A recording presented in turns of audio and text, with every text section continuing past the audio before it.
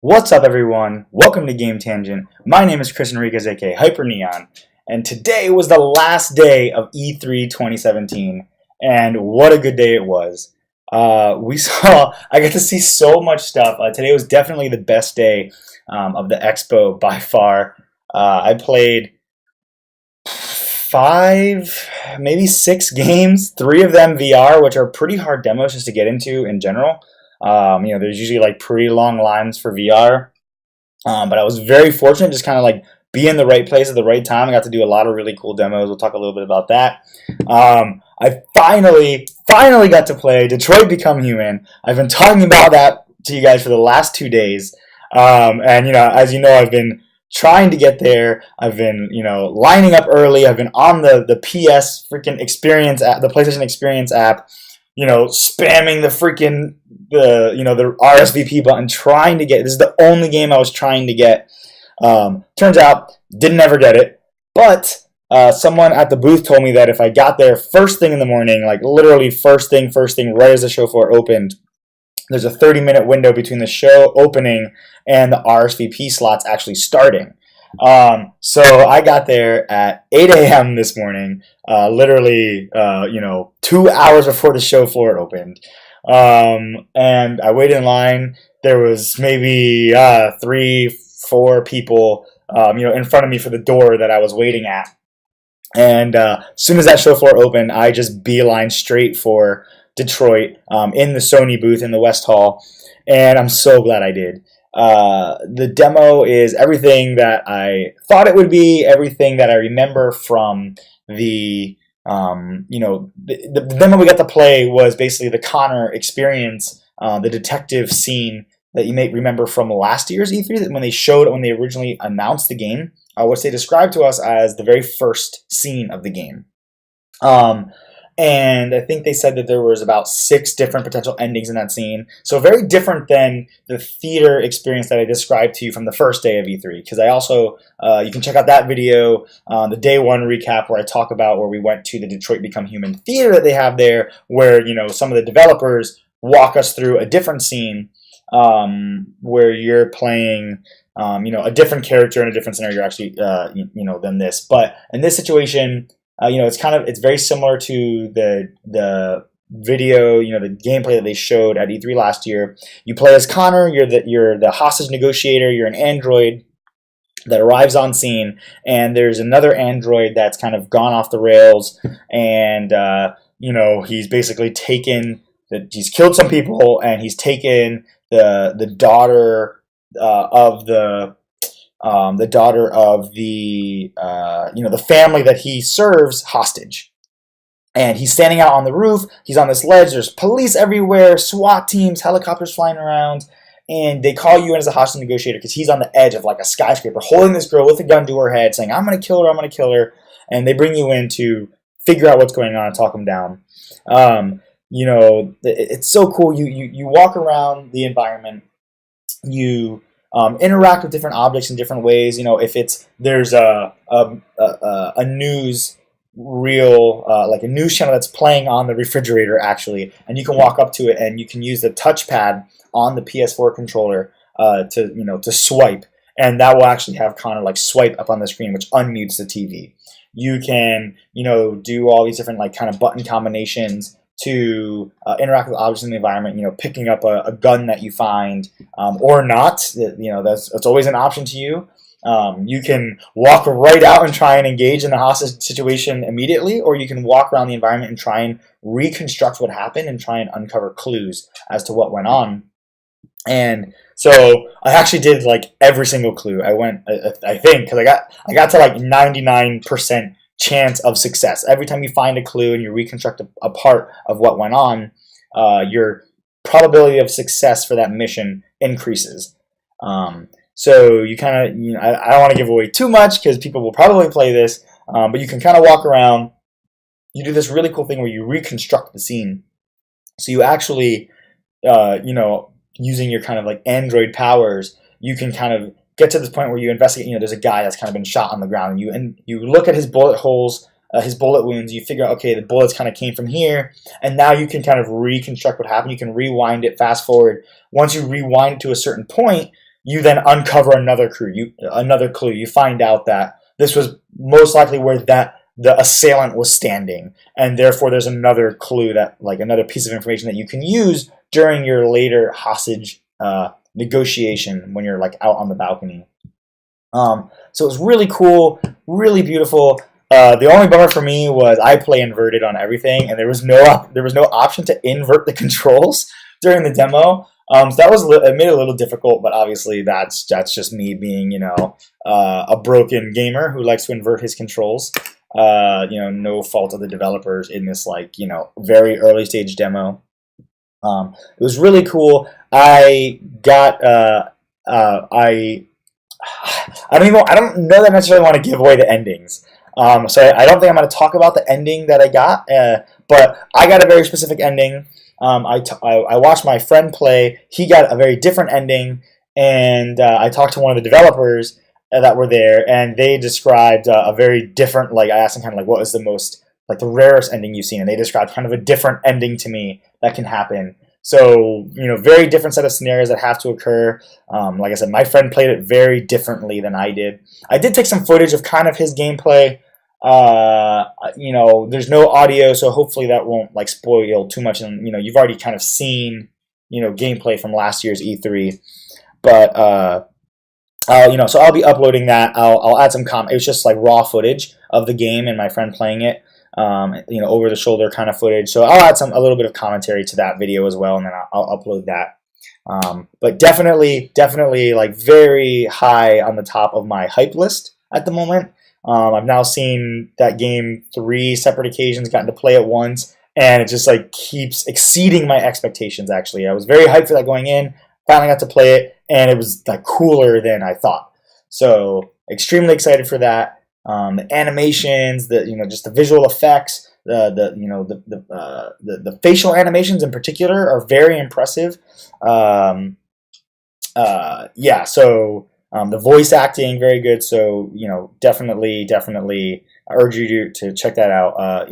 Shout out to Brian Deckart, who's been kind of responding to me on Twitter all day as I've been talking about my experience with the game. He is the actor who plays Connor in the game, actually, the android that you play.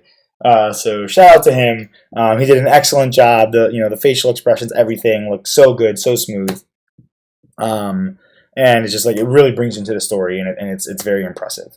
So let's see. So the next game we went and saw was let me pull up my list, because we kind of where did I write it down? We kind of saw a lot. So okay, so the next game we went and saw was this game, kind of an indie game that I'd never really heard of before, but I saw it at the Xbox booth while we were waiting in line for Assassin's Creed Origins yesterday. So I went back and checked it out, and it's this, really colorful, animated, American-style animation, turn-based RPG. So it's a JRPG, turn-based, raw, pure turn-based, what you expect from kind of old-school Final Fantasy games, but in kind of more of a modern, bright, colorful, very dynamic, color palette, American art style. And it was really good. I talked to some people there at the booth, and they said that so it's kind of like a dungeon crawler to a certain extent. The demo that we got to play was just purely in the dungeon. There was no story beats. There was no story elements. There's 6 separate characters you can choose from. We only had access to 3 of them, and I'm pretty sure our characters were pretty highly powered up, because we had access to a lot of different spells, and my mana just pretty much never depleted. I could kind of use whatever spells I wanted whenever. But you have a it's turn-based, so you can see on the side what turns are going to happen based on your team's characters and the enemy's characters, and so you can do things like haste and slow, on your team or the enemy team, to rearrange the order in which players are going to take their turns.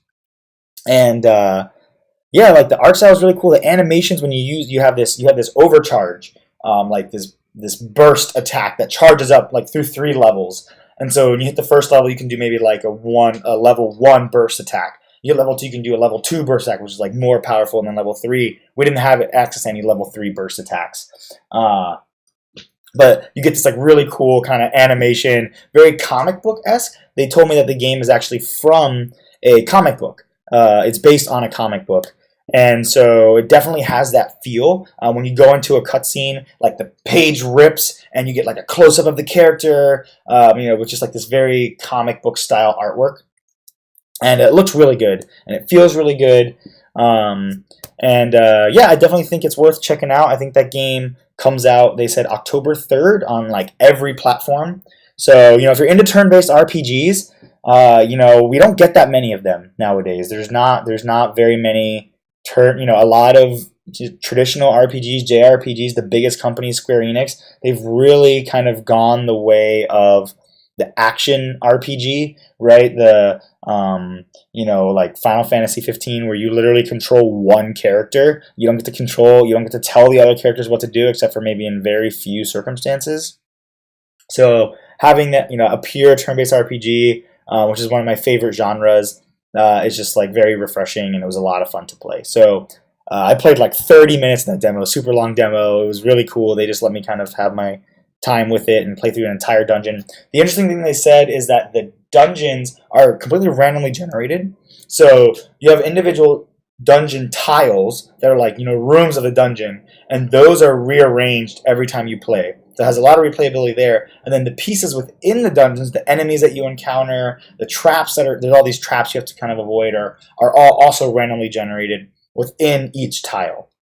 So that's really cool, a lot of replayability. And they also did confirm to me that there's going to be, an overall narrative, like a story that's kind of based off the comics that the game is based on. So definitely worth checking out. Let's see, what else do we have? Okay, so the last few things we did, maybe before I jump into the VR stuff, we did a bunch of VR. We did 3 VR demos today. I just want to give like a quick little shout out to a pretty cool thing I saw, which was the MX4D Esports EFX Theater. So if you're familiar at all with kind of like 4D theaters, they are, they're very big in South Korea and I think some other kind of Asian countries. I think there may be a few here in the US. And they're these experiences where some of the most biggest budget movies you can think of, like, Marvel movies and stuff like that, the company goes in and they actually master a 4D experience to the movie. So you're thinking Iron Man, and you're in the chairs, and the chairs move, and they actually emit heat when like a thruster goes in front of you, and all that kind of stuff. And as you're in the chairs, Iron Man's flying around, your chair will be moving, right? So you're familiar with maybe that experience at theme parks, that type of thing. They want to bring this to like the esports arena. So kind of an interesting concept. And the demo that I saw was, I actually saw 2 demos. So I'll talk about the first one first, which wasn't very exciting, which was they were playing, I believe, League of Legends. And the chairs seemed to just kind of be moving on their own with like no relation to what was going on screen, to the point where like people were talking and no characters were moving on screen, and the chairs would all of a sudden start to shake and stuff. That one wasn't very good. And as you can think about that, that experience doesn't really lend itself very well to a game like, LoL. The cool thing I saw was Overwatch. So a first-person shooter, and that seemed very closely tied to the actual like chair movement. There was a point where Lucio, did his sound barrier, and he did, the drop the beat, and he comes in and he goes, drop the beat. And as soon as he did it, all the chairs just went like boom, and they all just like dropped down really quickly. And there were some points where Genji was like moving around really quickly, and the chairs were like rocking back and forth. So that's super cool. So it was just kind of like an exciting piece of tech that I saw while I was there that I had never really heard of before and never even thought about. That's just something that's cool. I took some video of it. I took some video of pretty much everything that I think I did take video of everything that I talked about today. So I'll be uploading some videos. Make sure you check out the YouTube channel for that, because those will be going up, later today or tomorrow. So now let's talk about VR. So this was the other thing. I had already seen everything that I pretty much wanted to see once I saw Detroit from the show. And so I thought, hey, I'll spend some time, maybe try and check out some VR demos, which usually have really long lines. I went to the Bethesda booth, and they had a line that was like freaking wrapping around the building for the Skyrim VR, the Doom VR, and the Fallout 4 VR. And unfortunately, they had already capped the line for the day, so I couldn't do that. So we walked around on our way to lunch, and we ended up finding the Dell gaming booth. And at the Dell gaming booth, they had two high-end PCs sitting there with Oculus all set up with the Oculus Touch, and they had two demos, and there was like two people in line, and so I was like, yeah, let's do this. So the first demo I played was Superhot VR. If you're familiar with Superhot, the main game, the concept is that time moves when you move as the character. So that game is played with a traditional controller, and so, as you move your character around, kind of using the left thumbstick, in the kind of the lateral plane, time will move. So if someone's shooting at you, you can just stop moving, see that the bullet's coming, and decide, okay, I need to move left or I need to move right to get around this bullet. And as you start moving, the bullet will continue coming at you. This VR experience is kind of totally redone. You can't actually move your character, around the space. What you can do, or at least not in the demo, you couldn't. I don't know if that's something that they introduced later on through some mechanism, but in this case, you have Oculus Touch controllers, which first off are amazing. They feel so good. Everything feels so natural when you're using them. Grabbing things, you have two triggers, one for your middle finger, one for your index finger on each hand. You grasp things with your middle finger, and so say you're grabbing a gun, you use your middle finger to grasp the gun, and then now you're holding the controller like this, and guess what? You pull the trigger and you shoot the gun, right? Just like you would expect. So the demo was like phenomenal. You can move all around. You move your body, and you're grabbing guns out of the air. You shoot a guy. He throws his gun up. You use your other hand. You grab the other gun. Now you're dual wielding guns, and you're taking guys down. Super cool. Time moves when your hands move, so you can look around and time won't move.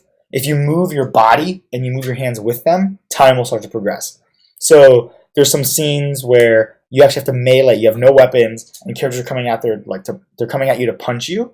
And so you make a fist by using your middle fingers, and you punch. You're actually like punching these characters in the face. And sometimes they're too far out of reach. So what you do is you kind of like wind up to like let the clock start rolling forward, and then once they're in reach, you punch them. So you feel like you're doing this like wind up punch to punch these dudes.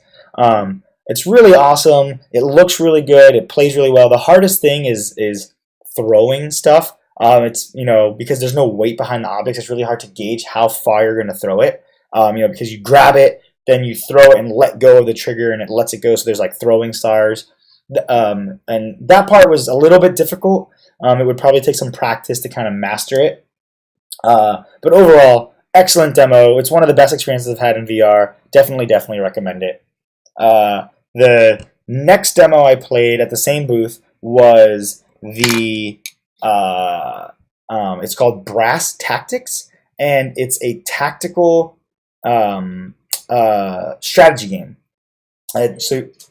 So you're basically looking at like a game board, and you use it's Oculus. You use the touch controllers, and you can like move the game board around as if it's like a playing board in front of you.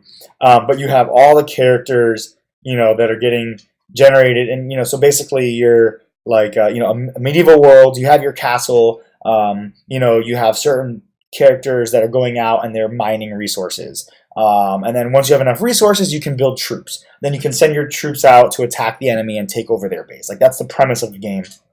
What's so cool is just everything works. Like I didn't have to do a tutorial. There was a tutorial. I was like past the tutorial. It was like talking to me, and I didn't even need it. It just was so intuitive. Every single thing that what you want to grab the board and flick it and have it move really fast past you as you scroll the map, it works. You want to move the board up so it's closer to your face, so you can, you use both hands, you grab the board, you move it up, you move it down, you move it left, you move it right. Like, whatever you want, it's just like however you expect to interact with the game, it's there, and that's how it works. You want to move multiple legions of troops all at once, you you use your trigger and you just swipe a circle, like, and just touch all the troops. It combines all of them into a single command. You point where you want them to go, let go, and boom, your troops start moving. Like, you want to add troops to a battalion, you want to remove a group from a battalion, you can do it. Attack strongholds, whatever. The animations play out. You can like look really close and zoom in on everything. You can like, I don't know. It's so good. I definitely recommend it. It was a game I'd never even heard of, and I just kind of happened to see it at the booth, and it's really impressive. So definitely worth checking out. I don't know that it's something that I don't have a high-end gaming PC, unfortunately. I don't have an Oculus. If you're one of those people that has gone down that road and you have the equipment and you have the means to do so, and you're looking for a cool tactical, strategy game to play, I definitely recommend, looking at that. I think they said that game is also out in October. I don't have the specific date on hand. So the last game I got to play was something they announced during the Sony press conference, and they just kind of teased it. I think they showed like a little bit of footage. It's a game called Starchild, and it's just like really colorful sci-fi 2D. It's a VR, but like side-scrolling platformer. Very simple platformer on PSVR. So I'm pretty sure this game is in like very early stages. They don't really have very much information. They had no release date available, and like not even like a release window. And the concept is you've probably seen VR games like this before that are you are the camera, right? You're looking down on your character. You're looking down on the environment, and as you look around the space, your camera moves, right? So your character can be over here, but I can look away from my character and not see my character. But what's nice is it uses the PlayStation Eye, and you get the full head tracking, left, right. You can stand up, you can sit down to get like different vantage points. So I took footage of this, and at one point you'll see, if you check this out later, my ship flies in, and I stand up, and I'm like looking down on my ship, and it's really cool. The game is very pretty. I think they use some kind of field of view, draw distance type stuff to really maximize the items that are in the vicinity of you, of your kind of vantage point. So what I mean by this is you're in like kind of like a dark dungeon, let's say. Things that are the things that you want to be looking at, the colorful, bright things that are kind of right within your vicinity, are all there, and they're super detailed. And honestly, it looked so good. I didn't even notice like screen door effect or anything, which I usually have a problem with when I'm usually very cognizant of that when I play VR games. But just like the color palette, you have these bright, like kind of neon fluorescent colors all throughout the game, and there's like animals running around and some other stuff. And you can just look all around the environment. You can, if your character's here, this little 2D person, if you lean forward far enough and like look to the right, you're like in third person view because you're moving the camera behind the character. But as far as, like I said, the draw distance stuff, everything that's not kind of in the immediate stuff that you care about. So like say there's some pipes in the background that are, that you need to interact with. Just beyond that, everything kind of goes black. So you get kind of like the immediate understanding of I'm in this environment. It's a machine world. There's pipes and like these platforms. But maybe outside of that, you just kind of have like areas of black where there's nothing. I don't know if that's because the game is still early stage or whatever, but it works. It didn't detract from the experience at all. The stuff that's there that you want to look at anyways is very vibrant and very colorful and just very nicely rendered. So it's pretty awesome. Then there were some areas where there was like a lot of grass, like this purple grass. And I was like looking down and like moving as I move my head back and forth, I'm like going through the grass. There was this like crystal, this glass crystal, and your character goes behind it. You can look through the crystal and see your character, and it's very pretty. The gameplay hook itself is a 2D side scroller, and you can jump. That's the only you're just like platforming and exploring. I don't know if there will be more in the game. I don't know if there will be any type of shooting. there's some puzzle elements to it. So I had like a few puzzles I had to solve, and then once I got through that, there was like this huge monster that was like coming to attack me. And once I solved the final puzzle, this like giant robot, and you'll see this in the trailer that they showed at the press briefing. There's a giant robot that comes down and like protects you, and you jump onto him. And because you're in VR, you feel the scale of that robot and like how big he is compared to you as the character. So that was just like a really cool experience. There again, I think that game is very far out. If I had to hazard a guess, I'd say late 2018, maybe early 2019. They had a very simple, basic demo, but I think it's definitely one to watch. It looks really good. So that's it. That is it for the final day. We got to. It was definitely the best day. I had so much fun, but I want to leave kind of like one final point about just my experience in general. And I'm going to do, I think, like a final E3 wrap up later on. But it was more than I could have ever imagined. It was better than I ever imagined. I've been hyping this event up in my head since I was a kid. Thinking about E3, reading articles, watching the press briefings, all this stuff. And I didn't even get to go to a press briefing. I just went to the show floor, and I had so much fun. I met cool people. I met Tim Schafer and Jack Black, and I met people that I watch podcasts, Max Scoville, Brian Altano. It was just such a cool experience to be surrounded by these industry, professionals, these people that you watch and that make your favorite games, and to be there interacting with them and talking with developers. Giving, they're asking for your feedback. What did you think? Did you like our game? Hey, here's what I thought. This was a little slow. This was cool. This was beautiful. This was fun. And they really, really want to know how you feel about it. There were some people that, told me they ended up waiting in 3-4 hour lines. Honestly, the longest line I think I ever waited in was an hour. And then the 2 hours that I waited before the show opened to make sure that I got the very first slot in Detroit. Because I just really, really wanted to play that game. But other than that, like I said, I walked up to VR demos today. Sea of Thieves, I think that was the longest one. That was an hour. Crackdown, 30 minutes. Need for Speed Payback, no line. Assassin's Creed Origins, 45 minutes. So there's a lot of great experiences to be had. There's a lot of fun to be had there. If you're nearby and you have the means to do it, and you're thinking about it for next year, I can tell you, try it. I'm wholeheartedly planning on coming back next year. I really hope that I can make it happen. I just had the time of my life, and it's not often that you hype something up to such a high level and then have it exceed your expectations. So definitely worth checking out if you can. It's a one of a kind experience. I think I've been to PAX, and it was fun, but it was nothing like E3. So I think that'll do it for me for today. Like I said, I will be uploading this video as well as all 5 of the demos that I played today to the YouTube channel. With some commentary and some other stuff, and it's just got over the shoulder footage of the stuff that I played.